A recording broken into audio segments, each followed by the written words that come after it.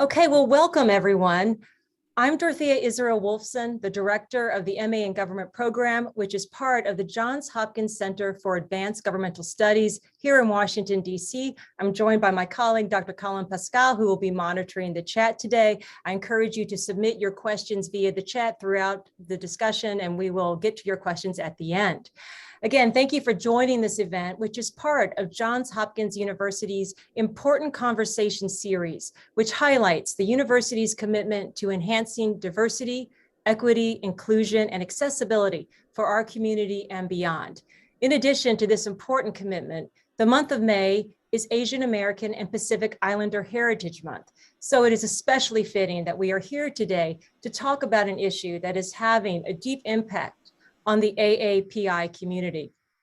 Now, we have recently seen a rise in Asian hate crimes, up some 339% in the past 2 years, with nearly 11,000 documented incidents since March 2020 to the end of 2021. Now, you've all seen the headlines and read the awful stories of Asian Americans being targeted with violence, many of them the elderly in their communities. This rise has been accelerated by the COVID-19 pandemic and the scapegoating of Asian American community in some quarters. Now, despite demographic shifts, which have increased the population of Asian Americans and their political voices in recent decades, a 2021 Pew survey noted that 32% of Asian adults say they feared someone might threaten or physically assault them due to their race. So there is a real urgency to raising awareness of this growing problem. So I'm grateful to have veteran journalist Lisa Ling here to address this issue. Now, Lisa needs no introduction. Our audience here today is no doubt very familiar with her extraordinary and impactful career. But let me say a few words anyway. Lisa's career as a journalist started at the age of 21 as a correspondent for Channel One News, where she covered the Civil War in Afghanistan. Lisa later went on to become co-host of ABC's daytime hit show, The View. She was the executive producer after that and host of Our America for 5 years, which appeared on Oprah's own network.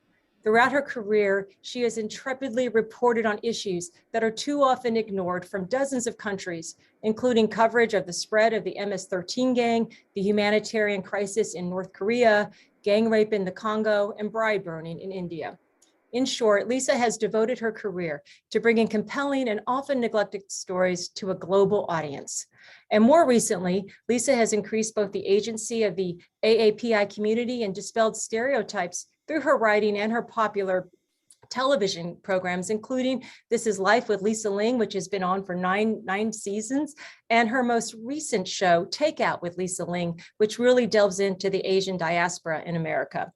Indeed, on this topic of rising Asian violence and hate in the United States, I can think of few people who have brought the struggles, the history, and the triumphs of the AAPI community to public consciousness as effectively as Lisa Ling. And I will also add on a personal note, if I may, that in addition to all these amazing career accomplishments, she is married to a great guy, Paul Song, who was a former oncologist and now runs several biotech firms that is doing important research on finding cures for cancer and Alzheimer's. And she's also the mother, and he's also my friend, I should add, from college. And so I think that's great. And she's also the mother of 2 adorable young daughters. So I'm thus very delighted to welcome you, Lisa, to the Johns Hopkins Center for Advanced Governmental Studies and to talk with you about these pressing matters. So welcome. Thank you, Dorothea. I'm so thrilled to be here. Thank you so much for to everyone at Hopkins who's tuning in. And it was fun to share some stories about my husband's college days with you before we we started this. Completely off air, so there's no record, but anyway.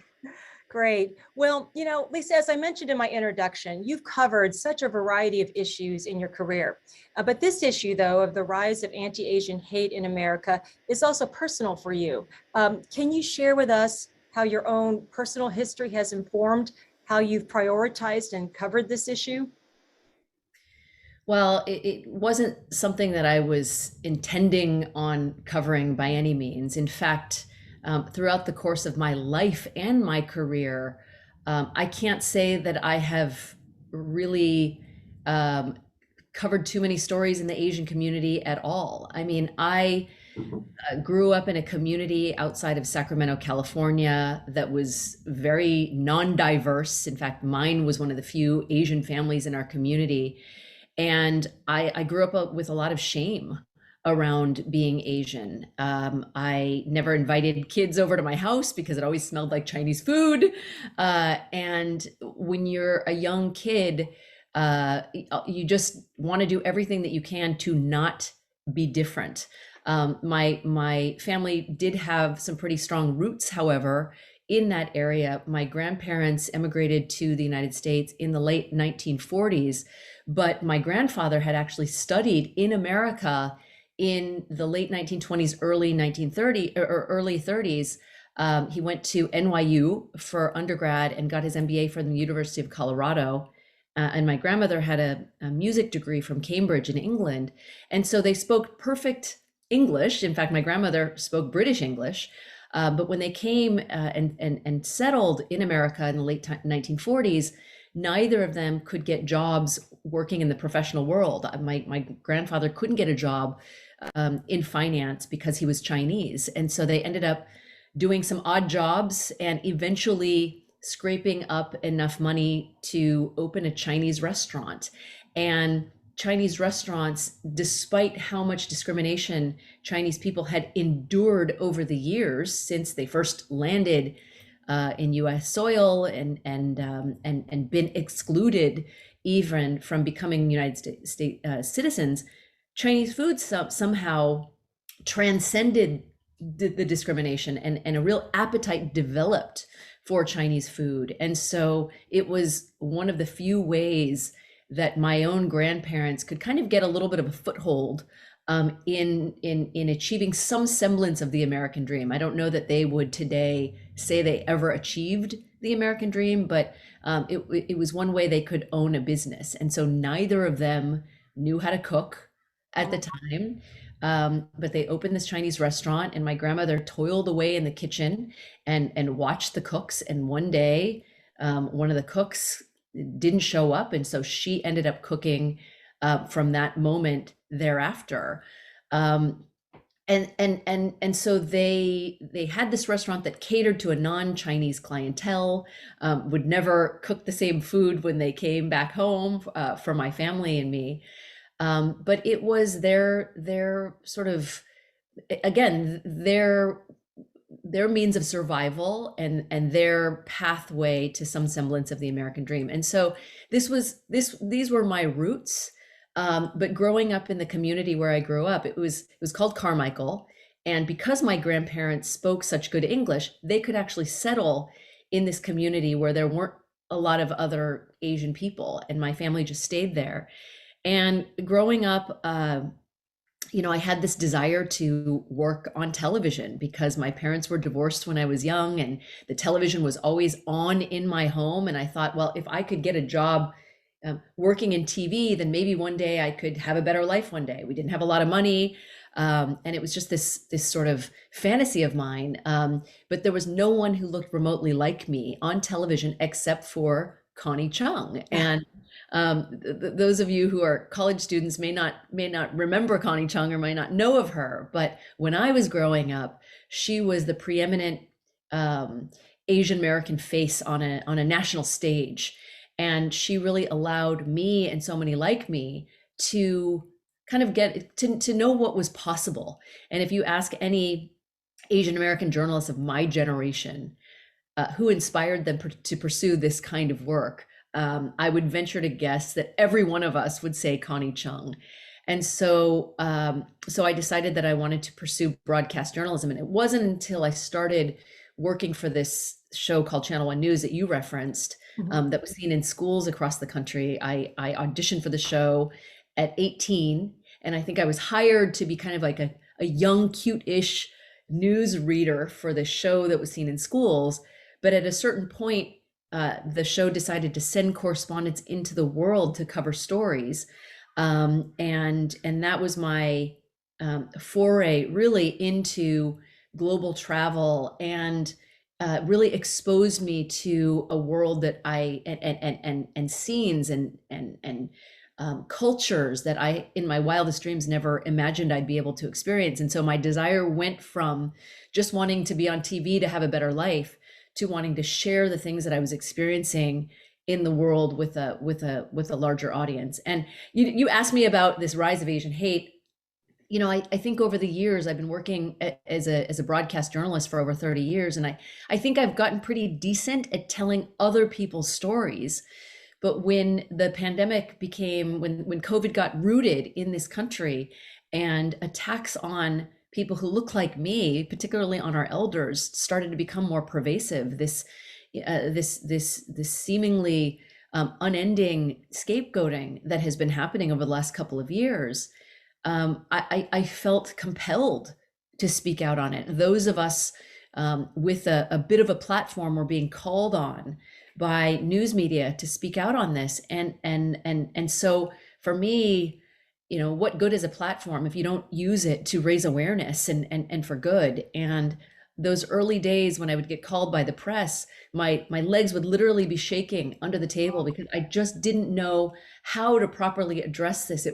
It came as such a shock. This is the country where I was born. I know nothing about living anywhere else. And the fact that people who look like me were being targeted and scapegoated for bringing a virus to this country that we had nothing to do with, obviously, that we were as terrified as anyone else of, was something that I never imagined having to do. And since then, it's just been, I've just felt compelled to continue speaking out on it because it hasn't abated. Right. I mean, I think, like you said, it's sort of this cognitive dissonance out there because like Chinese restaurants and Asian culture, and it's been pretty well accepted, right? It's very popular these days. But then we have this backlash here that occurs in recent years with the anti-Asian sentiment. And then it makes a lot of members of the AAPI community think, well, wait a second, I feel like I'm just as American. I've been here for multiple generations, and all of a sudden I'm being scapegoated and blamed for something that I did not have anything to do with. And I think there's a special burden, I think, on Asian Americans that they're viewed, it seems, as the perpetual outsider. And I myself am biracial Korean American, and my mother assimilated. She married my father, moved to a small town, kind of like, not many Asians there, in 1962. And it's been a very happy life for her. And she's been well beloved, and it's been great. But even she once said to me, I sometimes wish I could just blend in and not stand out, because there is this idea of being still mistaken for a foreign citizen, or asked, where did you come from? And I think what your series does such a great job with is showing how long Chinese immigrants especially have been here, and not only how long, but how much they've contributed, to building this country, to building the transcontinental railroad, which really was the vehicle that gave America, for the first time, really, a true sense of national identity, built on the backs of these immigrants who were later scapegoated, and we're seeing that today. Absolutely. I mean, the Transcontinental Railroad connected east to west and really led this country on a path to prosperity. And you're right, Dorothea, the last couple of years, I think we've really, despite how American so many of us have always felt, right? Although I certainly have been on the receiving end of microaggressions and sometimes even aggressions my whole life. I was teased every day throughout middle school and high school. And again, because I was so concerned about not wanting to be different, I just kind of just grinned and bared it, because I didn't want to cause a scene. But it was incredibly hurtful. But I think over the last couple of years, we've really seen how fragile that idea of inclusion really is, and how in an instant something can happen and it immediately puts us back on the periphery. Yeah. And one of the problems is that there has been, up until very, very recently, no inclusion of our stories in grade school history. There have been very few Asians in politics. The way Asian people have been depicted in popular culture and media has always also been peripheral, or even in a mocking kind of way. And so when there's no inclusion, right? Or there's no frame of reference to an entire community's inclusion in our history, in American history, it becomes so easy to not only overlook, but even dehumanize Yeah. an entire population. And quite honestly, up until recently, I think that the Asian American community itself has felt very fractured and disparate. I mean, there are over 50 different ethnic backgrounds, right? Or nationalities of Asian Americans represented in the Asian American diaspora with unique languages and cultures. And so I think up until the last couple of years, if you're Chinese American, you might be active in more Chinese American causes, or Korean American or Filipino American. And we've seen over the last couple of years that those who are perpetrating attacks against the Asian American community, they don't discriminate between who is Laotian or Chinese. And I do think that the community has become galvanized in a way that I have never experienced. And and along with it has become this recognition that the Asian American community is in and of itself its own unique sort of category altogether. I mean, you and I, Dorothea, you come from a Korean American background. I have a Chinese American background, but you and I have more in common as Asian Americans than I certainly do with anyone from China, and you from anyone from Korea. And interestingly enough, this whole idea of heritage and AAPI Heritage Month, for so long, like it was something that I never celebrated or really never even acknowledged because I didn't feel connected to my Asian American heritage. And it really hasn't been until the last couple of years when we've started really digging into this unique heritage that is Asian American heritage, that I've really felt this really powerful, renewed sense of unity and pride. You mentioned the Chinese building the transcontinental railroads. Well, I don't know that a lot of Asian Americans realize that the first Asians to actually settle in the United States, they settled in this country before the United States was even the United States. In the early 1700s, they were Filipino ship jumpers. They worked on Spanish galleons, and they didn't settle on the East Coast or the West Coast. They settled, of all places, in the bayous of Louisiana, and they really built up a life for themselves. And those settlements now have been washed away by hurricanes. But if you go to some southern Louisianan towns today, like Jean Lafitte, I talked to the current mayor of Jean Lafitte, who is himself a descendant of one of those Filipino settlers. He'll tell you that 70 to 80% of the population of Jean Lafitte today, despite the fact that when you go there, you'll look into the eyes of a lot of blonde, blue-haired people, but he believes that 70 to 80% of those inhabitants of that city have Filipino blood running through them. Like, that's how prolific those several hundred Filipino settlers were in that part of Louisiana. And they really championed the shrimp drying industry. And so staple items like, what do you call it? Staple Louisianan cuisine, New Orleans style cuisine. Or Gumbo. yeah. Might not even have shrimp in it because shrimp wasn't part of the American diet at the time.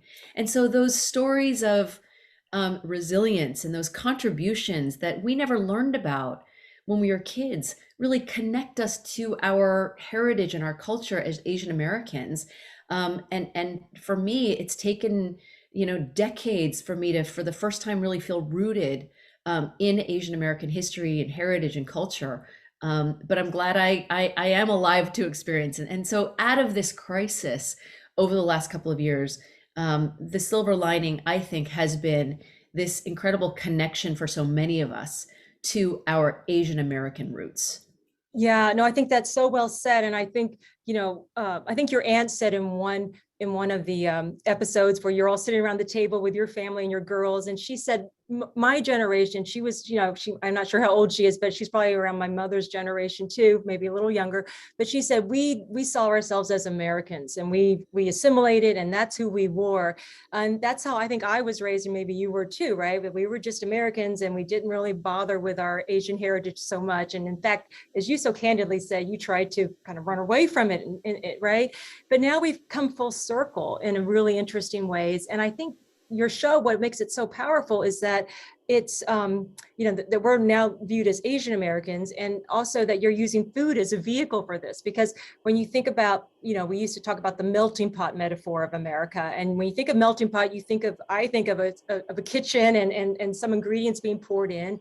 And you can, now we've moved more to like the salad bowl, metaphor, which I think is probably more appropriate. But you also think of just how food is a vehicle for assimilation, right? And how your grandparents' restaurants changed their menu to accommodate the country they were in and the taste of, but also a way of staying connected and that identity. So I think you bring that out so well. And then we go beyond food, though, into educating Americans about history. And it's a great way that you do that, because I think if you're sitting in a classroom and you're a typical student and you're reading a textbook and you learn about Asian history, well, we should do that for sure. But this is a sort of a more sort of engaging way of opening this up to students and your viewers. You see yourself also as an educator, I take it, in that vein, using food as a hook, I guess. Well, let's face it. I mean, I never imagined I would be fronting a show about buried Asian American history through the lens of food that I was embarrassed of. I was ashamed of growing up. Again, as I said, I never invited people over because my house just like had that smell that just sticks to you. And the Yeah. notion that I would ever take Asian food to school in lunch was just unfathomable.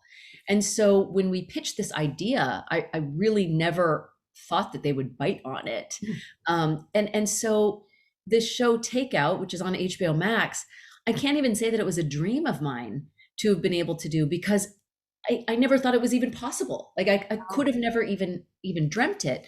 And yes, in fact, it is to me still just astounding how food has been able to transcend, the discrimination that so many communities have felt. I mean, when we talk about what the Chinese went through after back-breaking labor, building that infrastructure that connected our country, and after they were done, there was a push to kick them out of cities. And so Chinese people were lynched, they were abused. Chinatowns throughout the west coast of California were burnt to the ground. And so one of our episodes features this enterprising group of Chinese people from the Zhongshan region of China who decided, we're not going to try and rebuild a Chinatown. We're going to try and negotiate with some white landowners to build our own town outside of the city. And the town of Locke, outside of Sacramento, was born. And they had to negotiate only for a monthly lease. But they built up this incredible town where they had movie theaters, where they had their own medical clinic, they had their own casino, gambling halls. But at any moment, those towns could be stripped away, or because it was a month-to-month lease. Right. But you think about the resilience of those communities. You think about the soldiers of the 442nd Regimental Combat Team, which were 18,000 mostly Japanese American soldiers who volunteered to fight for a country that was incarcerating over 120,000 people who looked like them, and how they're considered the greatest fighting force of their size in United States military history, yet there's hardly any mention of them in our history books. And so for me, this opportunity to tell these incredible stories of valor and resilience through the lens of this food that has become so ubiquitous. I mean, there are more Chinese restaurants in America than McDonald's, Pizza Hut, Taco Hut combined. And these days, you're sure to find Vietnamese food, Nepali food. You'll find, a regional food from, Kerala, India, in some cities. How did this food? How was it able to sort of transcend, all of the ugliness and become such a part of American culture? I mean, Chinese food, I think, is ubiquitous now with American history and culture, or synonymous in some ways, because it really kind of tells the story like sort of this ultimate immigrant story. Yeah, well, I think you're right. And I think that so we're comfortable with the food and all that, but then we don't want to also share the other part of the history, right? Which you bring out so well with these terrible, almost pogrom-like lynchings and things like that in Chinese villages or Chinese towns that were built during the 19th century. And I think we have seen in the past couple of years, one of the, I guess, good things that we've seen, I mean, a very good thing is a positive thing, has been the sort of racial reckoning, right? Among, I think, obviously with Black Lives Matter and Black America, but also I think we're seeing this with Asian Americans too, that there's this sense that, you know, you talk about it just now, but that we have this history and we need to really understand that Asian Americans have been here since before the founding of America and they're leaping. They want to be here. They're leaping off boats and swimming to shore. In New York, you talk about the Bengali community that also did the same thing so they could get through the immigration restrictions and build a life of opportunity here. So I think it's so important. I think that's going to perhaps be one of the reasons we do see more activism, is because of this learning about our history, learning that we have been here, we have these struggles, and we're not going to be silent anymore, which kind of leads me to my question about the model minority myth, which I think is a double-edged sword in many ways, right? Insofar as it's a signal that the AAPI community has had great economic and academic success in this country, but it also sets these unrealistic expectations, and almost even by silence, right? That, okay, you're doing well. I think they call it you're white adjacent, so just be quiet and don't complain. And you know, we have about 25% of our undergraduates at Hopkins are Asian, and I think that we have a sizable proportion of students in our graduate programs who are international and coming mainly from China. And so I guess, you know, do you have any advice or have you talked to other people in your series about this, the burden, if you will, of the quote unquote model minority, and how that by silence or puts these unrealistic expectations or even pits Asians against other minority groups? Well, first of all, I think the model minority characterization is a misnomer. Yeah. You know, the disparity in the Asian community, the economic disparity, is the widest in the country. I mean, Asians may be considered the wealthiest demographic, but they're also considered among the poorest demographic. And if you look at parts of New York City, Asian Americans and Asians are considered the poorest demographic in New York City, which is why it's so tragic when you see these images of so many Asian elders being attacked. I mean, some of them are collecting cans, you know, and they are among our most vulnerable and the poorest in our community. And I think that it's incumbent upon all of us who have been able to reach high levels of education and employment and economic, you know, prosperity, if you will, to recognize the fact that there is, you know, our community itself is just so fractured economically, and that we need to advocate for those at the very bottom. So I think dispelling a lot of these, you know, quote unquote myths is essential. And I do think that for so long, because our communities have been so disparate, and the generations that came before us, they wanted to keep their heads down and just work hard so that we could succeed, or we could have better lives ourselves. But what they've endowed upon us as Americans, right, is the ability and the opportunity and the will to speak out. And I think that the events of the last couple of years, the killing of George Floyd in particular, really, I think, removed this bandage that has been holding together a country that has been, you know, in which so much has been festering beneath the surface, where people have not felt compelled or felt like they should or could speak out. And seeing those movements emerge, those social justice movements emerge around the world and here in this country, I think really impacted our community, the Asian American community, combined with the attacks that started happening in the wake of COVID. I don't think that we will ever allow ourselves to be silenced anymore, or be pigeonholed as part of this model minority anymore.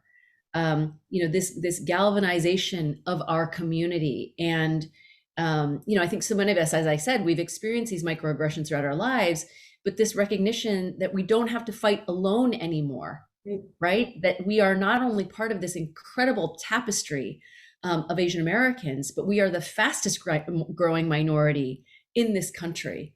And I think that this sort of this empowered community is not going to allow ourselves to feel alone, or to be silenced and sit on the sidelines anymore.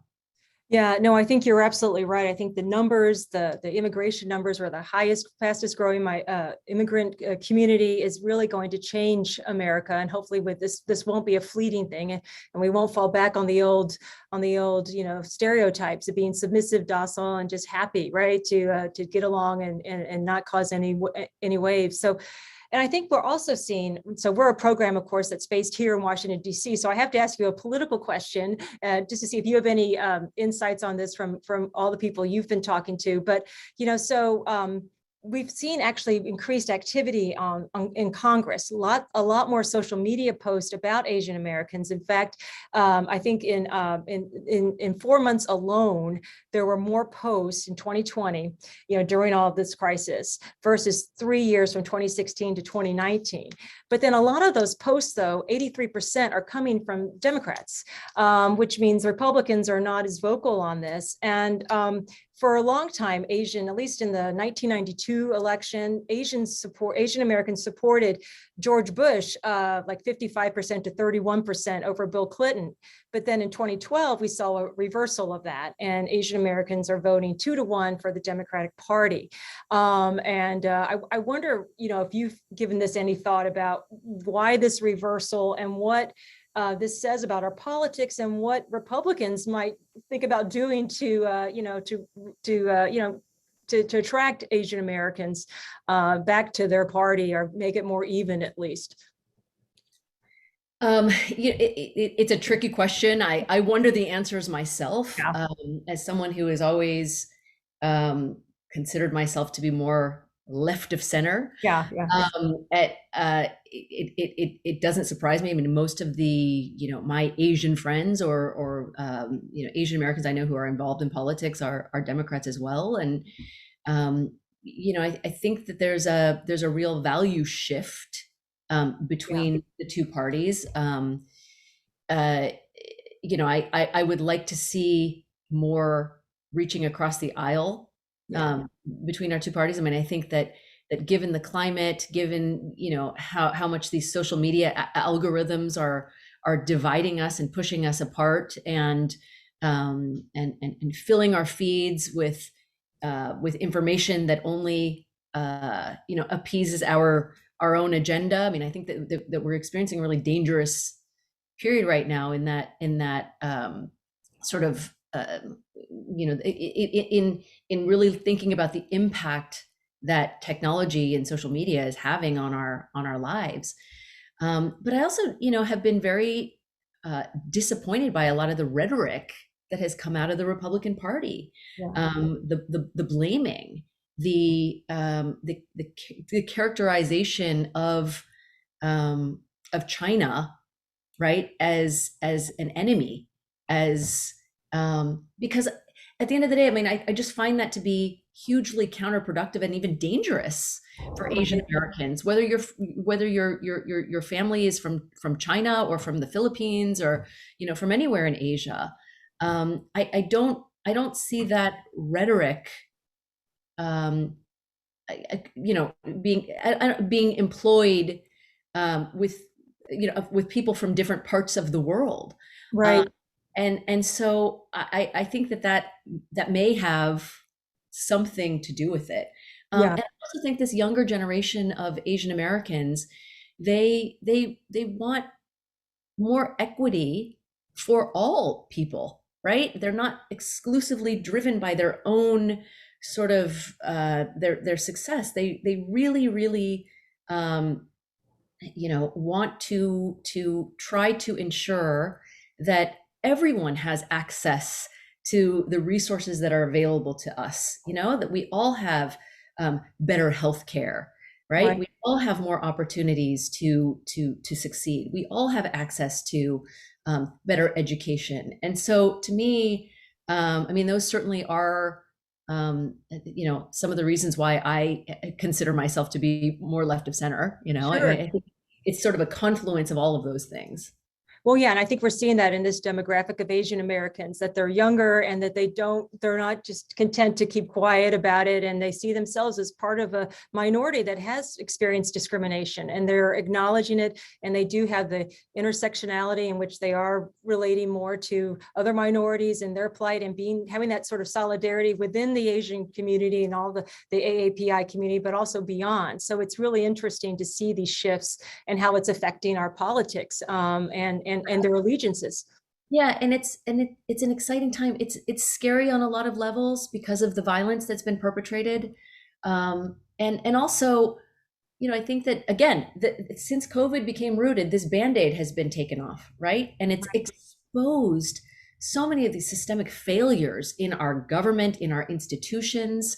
And I do think that things are going to probably continue to be ugly for a while, but because that Band-Aid's off, and because I think so many communities that may have otherwise never felt empowered to speak out are unwilling to stay on the sidelines, I think that we will eventually get to a better place of tolerance and understanding. And I think that this push to infuse our schools, infuse K through 12 education with more diverse histories. I mean, you see this pushback that's coming, right? This, they're trying to teach CRT in our schools, but that can only last for so long, because I think that once kids are they have that opportunity to be exposed to diverse histories, I think empathy, right, and greater tolerance is inevitable. And Yeah. this is a time when, empathy can be developed. And when kids are in that critical stage of brain development from infancy to 17, this is when you want to teach them about, things that diverse, teach them diverse histories and things that other Americans that may not look like the stereotypical image of what an American looks like has endured, but also those incredible contributions. I think that by grounding our young people in this rich history, we will evolve to a better place. I mean, I think one of the reasons why we're in this place where we are right now, this fractured state, is because we all weren't exposed to these diverse histories. And so I do think that this kind of confusion and ugliness will continue for a little while, but ultimately, I think we're going to get to a better place. Yeah, no, I think this is a moment, and it's a critical moment, a pivotal moment. And I think you're absolutely right. What comes out of this is going to have long lasting and hopefully these positive lasting effects. I think we have a time for one question, from the chat before you have to leave. And I think you probably basically answered this, but I just wanted, maybe you can elaborate a little bit more. From Aura asked this question: with your daughters, how have you balanced engaging and teaching them about their family history without emphasizing more division? If we want to perpetuate just love for all, where do you think that fine line is in educating? And how can we educate our children about diversity while avoiding inter-Asian bullying culture? Well, there are some incredible books, kids' books that are available about all kinds of histories, including Asian American history, some really, really incredible ones. And I'm really excited and proud of the conversations that are being had in schools, in my own kids' school. A quick little anecdote: a few months ago, there was a little boy that called my then 8-year-old daughter Ching Chong in school. And without missing a beat, her best friend stood up and said, "I will not be a bystander to this." That's great. And she got up and told the teacher, and they had a conversation with the boy, and he apologized profusely. Nice. We had a conversation with his parents, and I mean, and not in a contentious way. I mean, kids don't they absorb what's in the environment, right? But that's why you have to sort of nip it in the butt and have conversations about it and not make the boy feel bad, but to recognize how wrong it is to characterize anyone, in a really negative and derisive way. And I think that overall the experience was so positive, but I have to commend the school, but ultimately the parents of my daughter's best friend for teaching them that we can't be bystanders. When someone is made to feel marginalized or hurt, that we have to stand up for all people. And there are some incredible, incredible books that really, they highlight those challenging episodes of our past, but ultimately, the underlying thread in so many of these books is that we can't be bystanders. Because the same thing could happen to us at any given time, that we have to stand up for each other, and promote our shared humanity. Right. Well, I think that's what's so beautiful about the work you've done in the show Take Out with Lisa Ling. It really does that. It educates us. And I think it shows that, we have differences and we have different backgrounds, but it really is the presence, I think, of the more marginalized groups, the minorities in this country, that really are the test for this country to live up to its ideals. And the fact that Asians are coming here in droves and they're going to outpace other immigrant groups, they want to be here because there's a lot of good things. We've sort of focused on some of the negative aspects of our history, but there are a lot of opportunities and great things about the principles of America that afford them better opportunities than the countries they're leaving. And that's why they come here. And that's why we are a nation of immigrants. And that's why we really need to sort of test ourselves and live up to our ideals by how we treat, right? Especially, I think, the Asian American community, because they are constantly viewed as the perpetual outsider. They're told to go back to where you came from, but we've been here. I think that's what's so great about your work, is you're showing that and sharing that with a wide audience and advocating for education and things more broadly too. So thank you so much, Lisa, for all the work you've done and for spending some time with us today to share that and talking directly to the Hopkins community. It's been great. It's my pleasure. And one quick thing about Asian American history, and particularly, the stories that we covered in our series Takeout. I mean, that's history that belongs to all of us. Yeah. It's not just Asian American history; it's American history. Exactly. And so when we read about the things that Black Americans have had to endure, or Latino Americans have had to endure, again, it's all of our history. And I think that it's exciting to be able to take ownership of all that belongs to us, right? That is our collective heritage. Yeah, well, on that note, we'll end it, because I think that's very uplifting, and your work has been uplifting and really I think, giving Asian Americans and all Americans, right, greater agency in making sure that we live up to what, our better angels, I think, right, and building tolerance and inclusivity and all those great things. So thank you so much. I highly recommend our audience watch your series Take Out with Lisa Ling on HBOMax, and we'll keep following you in your career. I know you're going in all sorts of great directions. So thank you again. Thank you so much for having me. It was a pleasure. Oh, thank you.